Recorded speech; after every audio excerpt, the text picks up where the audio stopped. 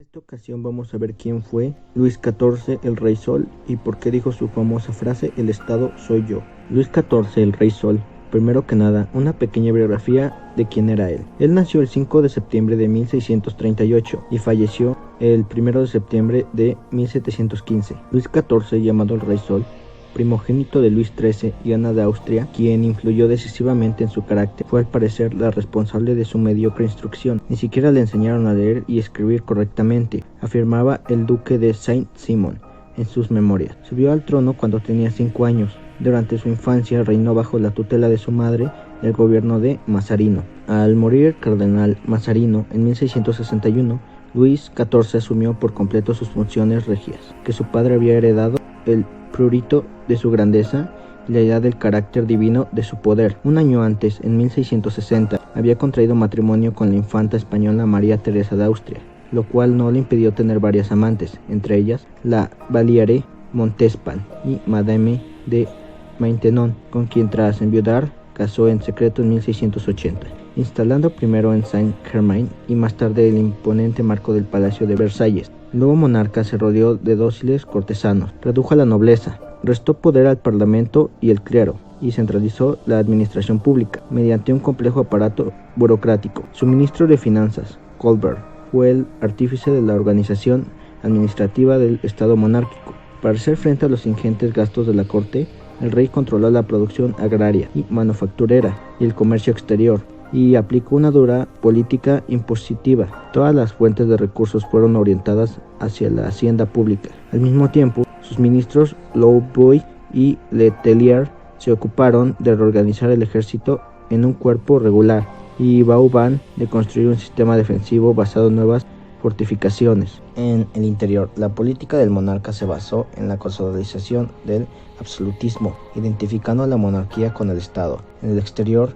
su máxima preocupación fue mantener el prestigio de Francia, por lo cual entró a la Guerra de Devolución, 1667-1668, sobre la base de los derechos que le correspondían a su esposa sobre Flandes, y en la Guerra de los Países Bajos, 1672-1679, que afianzó la hegemonía francesa en Europa. Su sueño de crear un bloque franco-español bajo el dominio borbónico que terminará con el poder de los Habsburgo, principales rivales de Francia en Europa, desembocó en la Guerra de Sucesión Española, 1700-1714, con motivo de la instauración de Felipe V por las demás potencias de los Tratados de Utrecht, 1713, y Rastatt, 1714, aunque buena parte de los territorios españoles en Europa pasaron en compensación a su oponente, convertido en el emperador Carlos VI. Además, en dichos tratados se preveía la unificación de los reinos de España y Francia bajo la misma corona. Las ambiciones hegemónicas de Luis lo llevaron también a defender la autonomía de la Iglesia francesa frente al Vaticano y afirmar su autoridad en el terreno religioso. Sus choques con el papado no fueron obstáculo para que protegiera a los católicos y reprimiera a sus enemigos quietistas, jansenistas y hugonotes. El enorme despliegue militar realizado ocasionó unos gastos exorbitantes que, sumados a los derivados del boato de la corte, fueron una de las causas que llevaron a una aguda crisis económica.